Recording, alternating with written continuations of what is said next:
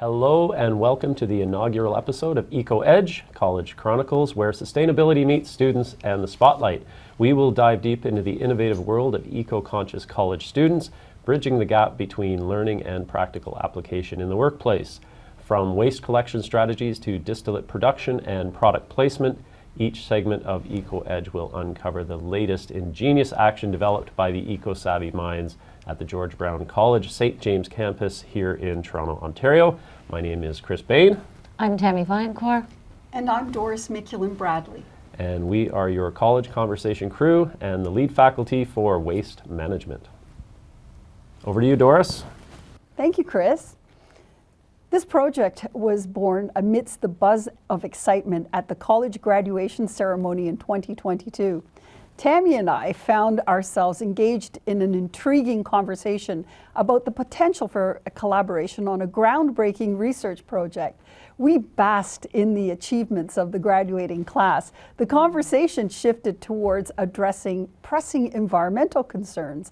One idea that stood out, a project centered around recycling waste from classrooms and transforming it into a valuable distillate. The prospect of turning discarded materials into a resourceful solution captivated us. Recognizing Chris Bain's expertise in mixology, we were certain of his valuable insights. As a partner in the project, Chris's involvement would undoubtedly enhance our efforts. It was a moment of shared inspiration and determination, where the commencement of one journey marked the beginning of another towards a greener, more sustainable future. The idea was inspired by a team of distillers that led Misadventure Vodka in California. I met one of the founders who started the company in 2018. He collected excess baked goods that were being thrown out by local bakeries and started to wonder what would be done to prevent this. It resulted in a delicious distillate and a successful business. Over to you, Tammy. Thanks, Doris. Within the Center of Hospitality and Culinary Arts, we have a large amount of food waste to be collected from our operations, our in-class waste bins, and our culinary labs. Our Vision 2030, Strategy 2026, priority number 4 is defined as nurturing and protecting our natural environment. Priority number 2 at George Brown College is research opportunities to equip our graduates with the skills for success now and in the future. We're trying to lead by example to challenge the status quo and take the practical approach to becoming more sustainable. This project aligns George Brown College priorities by bringing together students, research, industry partners, and sustainability. Over to you, Doris. Thanks, Tammy. The team aims to reduce food waste by redirecting George Brown College's waste that enters landfills through partnering with a local business to produce a spirit made from citrus fruits. The team aims to reduce food waste by redirecting George Brown College's waste that enters landfills through partnering with a local business to produce a spirit made from our waste of citrus fruits. We aim to work with George Brown College's Applied Research and Innovation Department, where a team of faculty, students, and external partners will work together to redirect our waste and develop a prototype of George Brown College's spirit brand. Our research will identify the impact of George Brown College's sustainability practices in waste management by converting our waste into spirits, by reducing our impact on local landfills.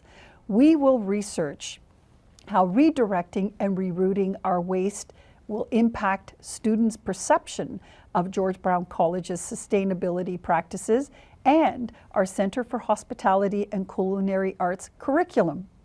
Our research will identify the impacts of George Brown College's sustainability practices in waste management by converting our waste into liqueur and by reducing our impact on local landfills. This quantitative study will attempt to answer the following question. In what ways do students' understanding of sustainability change by seeing George Brown College convert waste into a distillate? Over to you, Chris. Thank you, Doris. So the initial goal was we wanted to get 100 pounds of citrus waste that we could collect and turn into our liqueur.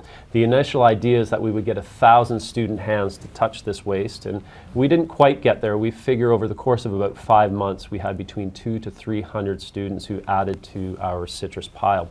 So one of our biggest challenges was that storage was a big issue. We didn't quite see that we would need as much space as we did. We have lots of walk-in freezers and fridges in our inventory control center. However, they're also earmarked for the rest of the school. We have small freezers and fridges in our labs, but again, 100 pounds of waste takes up a lot of space. We knew from speaking to our partners that we needed to have a significant amount, and when it comes right down to it, you really need a lot of help from the George Brown College community. Came in and said, hey, we'll donate a little bit of freezer space, we'll sort of sacrifice what we have, and we'll help you out. So without everybody else, we wouldn't have been able to do this. So processing after freezing was the next step, and with the help of 2 students, and that's a big shout out to Manish and Cherry, we thawed the 100 pounds of waste, and we had to divide it into juice, pulp, and peel, and that took quite a while. We managed to partner with Reed's Distillery. Reed's is an award-winning distillery, best Canadian gin, shout out to them as well. They're just 3 kilometers from our campus, so travel and local also played a role in the sustainability. But the Reed family was very excited to work on our project, and once we nailed down a timeline and a theoretical method of production, the project moved really quickly. From the first maceration to the final bottled product, the time spent in the distillery was about 1 week. To ensure maximum quality and flavor, the method for producing our citronino was a 3-step process. First of all, we macerated the citrus waste for 24 hours in pure spirit alcohol. So maceration is essentially, we're just soaking an ingredient in alcohol, and it's also a typical method for making many liqueurs. The distillation process made up the 2nd and 3rd steps, and it was fairly unique in the creation of a liqueur and not often seen. Using a copper pot still, we distilled the macerated product, but also added in some of the unused juice and pulp to pull a fresher flavor profile. The 3rd step is really what makes citronino unique. Not only were we distilling a macerated product, we were also passing the vapor through a basket just off of the gooseneck in the still. This basket was filled with our citrus peels, and this is the part of the process that really made sure that we were pulling a lot of the flavorful oils from the citrus peels. The end result is a product that really highlights the 3 components of the citrus, the pulp, the juice, and the peels. And a lot of other liqueurs, you don't often see that. It's just usually the oils and the essence. After that, it was off to the assembly line where we hand bottled, waxed, and labeled the citronino. Not only does the product taste amazing, it also looks great too. Over to you, Doris. Now, that's the production of the product. Let's talk about the focus group and the tasting. We invited 83 George Brown College students from the Center of Hospitality and Culinary Arts to participate in a half-ounce tasting. Once the focus group tasted the product, quantitative questions were asked over a period of 90 minutes, which really extracted tremendous valuable research. Tammy, over to you. Thank you, Doris. So now we'd like to discuss the research results with you. In graph 1, we asked our students, what is your view of sustainability in your daily life? And the results are actually quite exciting. It showcases that 95% of our students moderately to extremely prioritize sustainability in their daily lives, which aligns with George Brown College priorities that we outlined earlier to nurture and to protect our natural environment. In graph 2, we asked our students their familiarity with George Brown College's waste diversion efforts. Unfortunately, we can see on the graph that only 20% of our students are aware of our waste diversion efforts. This suggests that there's a varying awareness. Earlier, we learned that George Brown College and our students align in their priorities on sustainability. So we've learned that we need to increase our students' awareness of our waste diversion efforts. In graph 3, we can see that we looked at our George Brown College students' likeliness to support George Brown College or other academic institutions if they knew about our waste diversion efforts. 93% of students have a likeliness to support George Brown College when they are aware of our sustainability efforts. Earlier, we learned that 80% of our students are not aware of our waste diversion efforts, but if they did, the majority would further support George Brown College. In Graph 4, we're looking at the students' likeliness of our Citronino product and flavor. And we can see the majority of the students were very much or extremely liking of the flavor, which showcases that sustainability products can be great tasting without sacrificing the flavor. Now in Graph 5, we asked what are the potential uses for the product? Based on the responses provided, it can be summarized that there is a high potential for using Citronino beverages in various applications. The majority of respondents, 95%, indicated that Citronino beverages could be used effectively.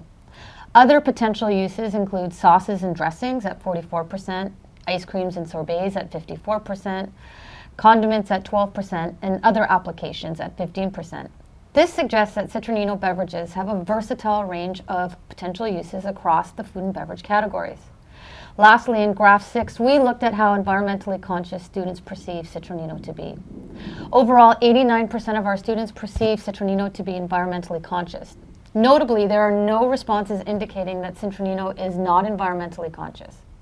So overall, we have learned that our student priorities align with George Brown College priorities when it comes to waste diversion, and products have a great flavor, and students support institutions with sustainable practices. We've learned that George Brown College needs to increase student awareness around our waste diversion efforts. So how can we do that, Doris? Well, we've learned from our research that we need to ensure our sustainability practices need to be communicated college-wide to ensure that we're aligning with college and student priorities. What's next? We have a VR product launch, an NFC wristband, a digital wristband that actually stores recipe, VR, digital assets regarding Citronino, and associated events.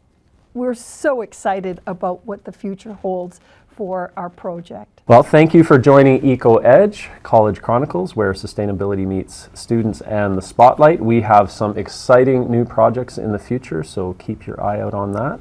And cheers. Everybody.